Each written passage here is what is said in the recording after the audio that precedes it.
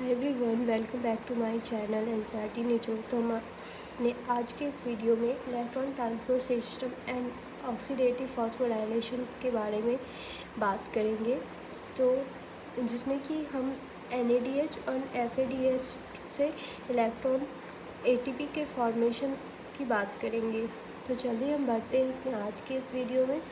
ये कॉम्प्लेक्स 1 है जहाँ पर F7 एंड FES दो इलेक्ट्रॉन कैरियर होते हैं, जहाँ पे हाइड्रोजन कैरियर F7 को कहा जाता है। जब NADH NAD प्लस में टूटता है तो ये दो इलेक्ट्रॉन साथ ही साथ दो हाइड्रोजन का फॉर्मेशन करता है। दो इलेक्ट्रॉन जो है ये फर्दर आगे चैनल में चलते जाते हैं और ये जो है हाइड्रोजन जो होता है, दो हाइड्रोजन जो है वो इनर मेम्ब्रेन स्पेस में जाता है। ये 4 हाइड्रोजन कैसे बना इसकी बात हम थोड़ी देर बात करेंगे। पहले हम इलेक्ट्रॉन की बात करते हैं। ये दो इलेक्ट्रॉन जो है F7 FES से होता है तो यूवी क्यूनॉन में जाता है। यूवी क्यूनॉन जो है यूवी क्यूनॉन H2 में बदलने के लिए H प्लस आयन यहाँ से लेते हैं और दो इलेक्ट्रॉन यूवी क्यूनॉन H2 में बदलता है और फिर ये कॉम्प्लेक्स 3 में जाते हैं। कॉम्प्लेक्स 3 में cytochrome B FES and cytochrome C1 से होता हुआ वापस साइटोक्रोम C जो एक मोबाइल कैरियर है जो कि डायरेक्ट इसको चैनल 4 में भेजते हैं और जहाँ पर हमें एक ऑक्सीजन एक्सेप्टर प्रेजेंट्स होता है जो कि H2O का फॉर्मेशन करते हैं। उसी तरह कॉम्प्लेक्स 2 जो है वो भी कॉम्प्लेक्स 2 भी अपना इलेक्ट्रॉन जो है यूवी क्यूनॉन को देता है और यूवी क्यूनॉन H2 में बदलता है एंड यूवी क्यूनॉन H2 से वो इलेक्ट्रॉन देता है आगे ट्रांसफ़र करते हुए cytochrome B FES and cytochrome C1 and further ये आगे साइटोक्रोम C से होता हुआ फिर वही प्रोसेस दोहराता है, कॉम्प्लेक्स 4 में आता है।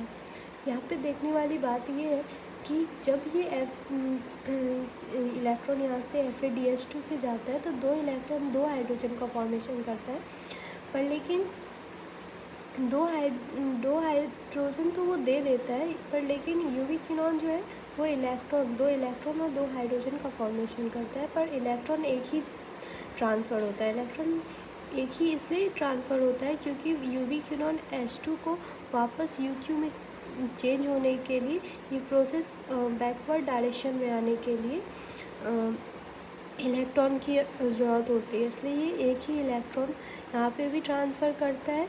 और जो ऊपर से जब हम चैनल 1 से कॉम्प्लेक्स 3 में आ रहे थे तो भी यहाँ पे वन इलेक्ट्रॉन इससे 1 से एंड 1 इलेक्ट्रॉन 2 से टोटल 2 इलेक्ट्रॉन का ट्रांसफ़र साइटोक्रोम C से यहाँ पे करते हैं। ठीक है, 4 हाइड्रोजन यहाँ पे कैसे हुआ तो हम देखिए यहाँ पे स्टार्टिंग में 2 इलेक्ट्रॉन प्लस 2 हाइड्रोजन का फॉर्मेशन कर रहा था जब NADH से NADH का फॉर्मेशन हो रहा था।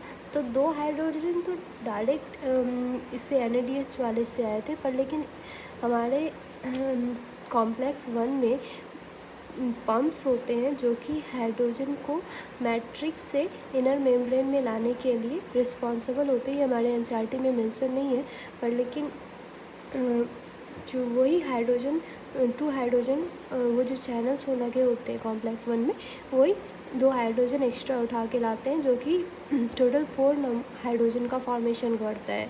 और यहाँ पे कॉम्प्लेक्स 3 में 4 हाइड्रोजन का फॉर्मेशन कैसे होता है, यूवी क्यूनॉन H2 में जब चेंज होते हैं तो 2 हाइड्रोजन मैट्रिक्स से लेते हैं 2 इलेक्ट्रॉन, तो 1 इलेक्ट्रॉन वो आपस ट्रांसफ़र करते हैं एंड 2 हाइड्रोजन पूरा का पूरा वो ट्रांसफ़र करते हैं, पर इलेक्ट्रॉन 1 ही ट्रांसफ़र करते हैं। उसी तरह कॉम्प्लेक्स 2 भी 2 इलेक्ट्रॉन 2 हाइड्रोजन लेकर पहुंचता है कॉम्प्लेक्स 3 में, पर लेकिन चूँकि वो एक ही इलेक्ट्रॉन का ट्रांसफ़र करता है तो पर 2 हाइड्रोजन का ट्रांसफ़र करता है। एक इलेक्ट्रॉन और 2 हाइड्रोजन का ट्रांसफ़र कॉम्प्लेक्स 3 में होता है। टोटल ऊपर से 2 हाइड्रोजन और नीचे से 2 हाइड्रोजन पहुँच के टोटल 4 हाइड्रोजन का फॉर्मेशन होता है।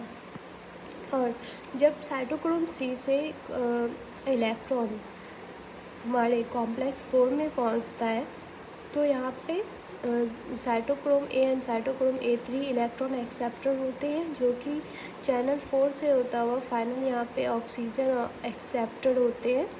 और जो कि 2 हाइड्रोजन मैट्रिक्स से लेकर एंड 2 इलेक्ट्रॉन्स दो इलेक्ट्रॉन जो ऊपर से आया उससे लेकर मिलकर के H2O का फॉर्मेशन करते हैं। पर यहाँ पे एक रूल्स है कि जब 2 इलेक्ट्रॉन ये इससे लेंगे, कॉम्प्लेक्स 4 से लेंगे, तो इसे 2 हाइड्रोजन देना भी पड़ता है। तो मैट्रिक्स से 2 हाइड्रोजन इनर मेम्ब्रेन में आ जाता है। तो इस तरह से यहाँ पे 2 हाइड्रोजन हुआ, यहाँ पे 4 हाइड्रोजन हुआ एंड 4 यहाँ पे 4 हाइड्रोजन हुए।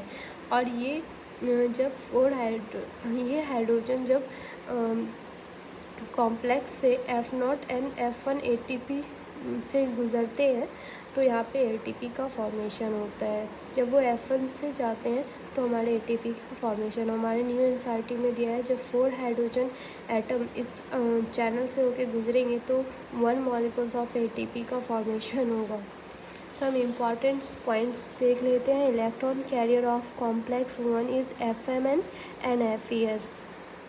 कॉम्प्लेक्स 1 में इलेक्ट्रॉन के 2 कैरियर्स होते हैं, FMN एंड FES। FMN को हाइड्रोजन कैरियर्स के नाम से भी जाना जाता है। कॉम्प्लेक्स ऑक्सीडेशन इन NADH कॉम्प्लेक्स 1 में प्रेजेंट होते हैं एंड FADH2 कॉम्प्लेक्स 2 में प्रेजेंट होते हैं।